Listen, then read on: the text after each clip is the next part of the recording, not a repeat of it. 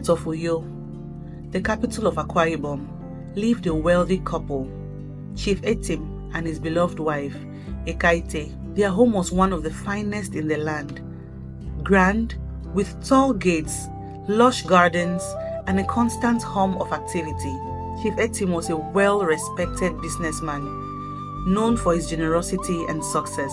Ekaette, his wife, was admired for her kindness, beauty, and the way she carried herself with grace.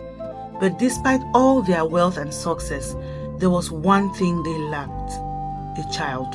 Years passed, and though they lived in luxury, Ekaette's heart was heavy. She longed to hear the laughter of children filling her home, to feel the small hands of a son or daughter gripping hers. She and Chief Etim had tried everything, consulting doctors, traditional healers, and even fervent prayers. Yet, the blessing of a child seemed beyond their reach. Every year, the absence of a child deepened the silence in their mansion, a silence that echoed painfully in Ekaette's soul. Ekaette, though heartbroken, never gave up hope. She was a woman of strong faith and believed that God would make a way. She confided her deepest pains to only a few people, her sister, Imaobong, being one of them. Imaobong was her younger sister, a beautiful woman with striking features and a charming personality. The bond between the two sisters had always been strong.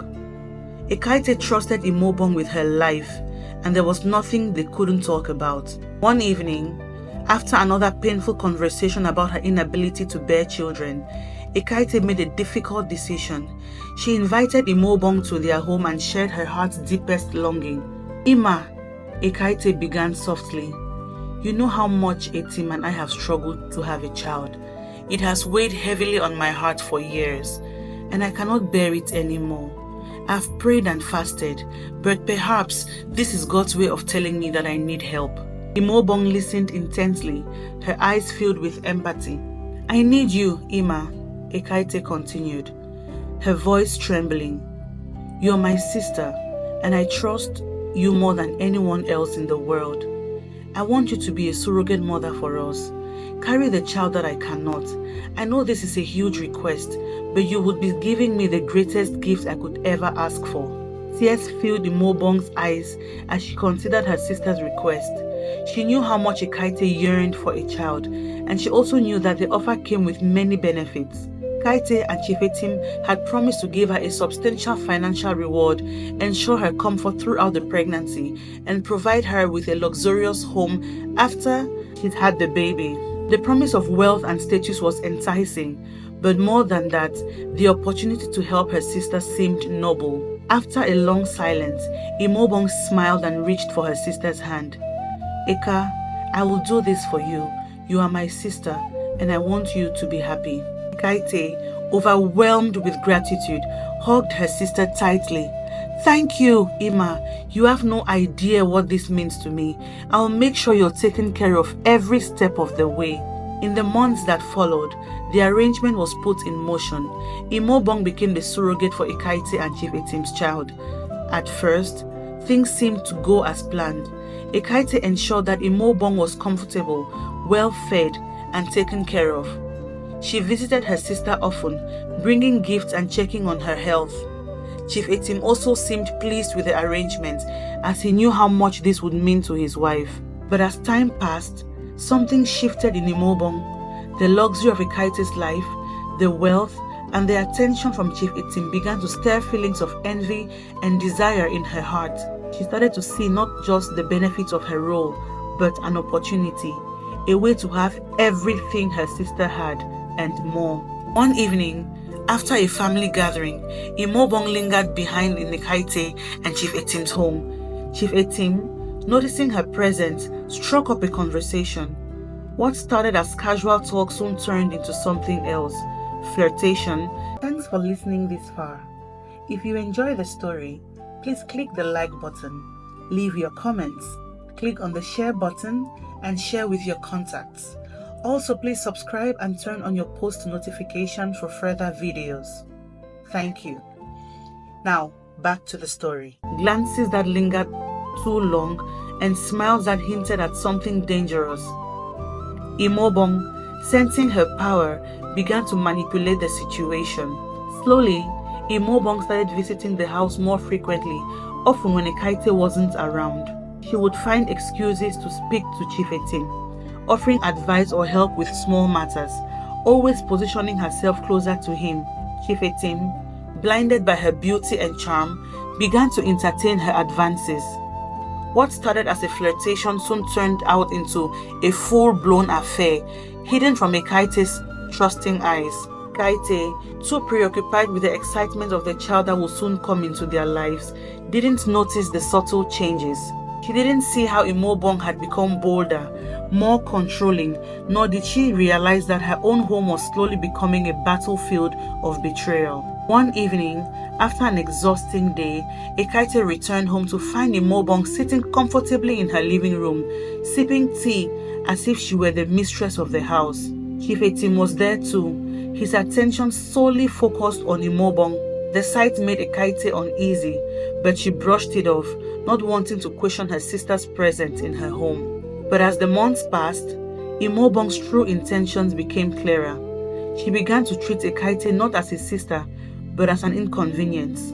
She would dismiss Ekaette's concerns, speak rudely to her in front of the household staff, and assert herself in ways that made Ekaette feel like a guest in her own home. One day, Ekaette was preparing a meal for her husband. Imaobong approached her in the kitchen. Her voice was cold and filled with arrogance. "You should know, Eka, things have changed. I'm carrying Etim's child, and soon I'll be more than just your sister. I'll be his second wife." Ekaette's heart stopped.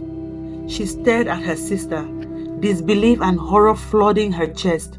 "What are you talking about, Ima? How could you say such a thing? This was supposed to be about helping me." "Helping us," Imaobong smirked. "Helping you? You've had everything for too long, Eka. The money, the status, the perfect husband. Now it's my turn. Etim has already agreed.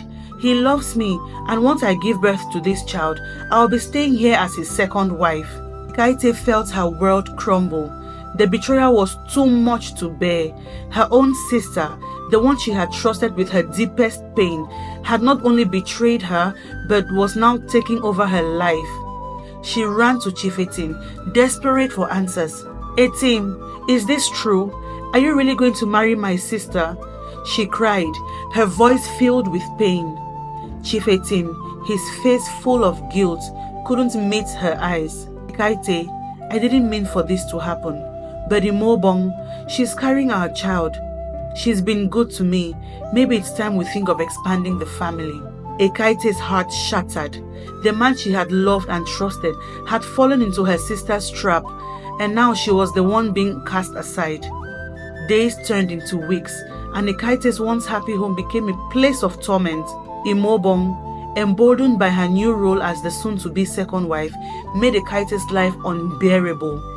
She turned the staff against her, spread lies about her to their friends, and even mocked her in front of Chief Etim. In the end, Ekaette could take no more. The weight of the betrayal, the constant torture, and the broken trust were too much for her to bear. One morning, she packed her bags and left the home she had once shared with her husband, the home she had worked so hard to build. She walked away, her heart heavy, but her spirit unbroken. The news of Ekaette's departure spread throughout Uyo, and the community was shocked. Everyone knew the story of Chief Etim, the rich businessman, and his loving wife. But no one had imagined that such a betrayal could tear them apart. Years passed, and though Ekaette never remarried, she found peace in her newfound freedom. She dedicated her time to helping other women who had suffered similar betrayals, teaching them the importance of self-respect and the strength to walk away from those who would harm them. Chief Etim, though he had married Imaobong, soon realized the gravity of his mistake. The love and respect he had once had for Ekaette were irreplaceable. Imaobong's greed and manipulation became evident over time, and his once joyful home became a place of strife and regret. He had lost the one person who had truly loved him for who he was, not for his wealth. Imaobong showed Chief Etim so much hate and desperation in their home, so much so that he would hear of her countless infidelity relationships out of their home. The moral of the story is that trust is a fragile gift, and betrayal can destroy the deepest of bonds. Whether it is between family, friends, or spouses, loyalty and respect should never be compromised. No matter the temptations or desires, one must never betray the trust placed in them, for once broken, it is nearly impossible to repair. True love and respect cannot thrive in the shadow of deceit. I hope you love the story, and if you do, please leave your comments in the comment section telling me what story you would like to hear next. Please click the subscribe button, and I'll see you in my next video. Bye!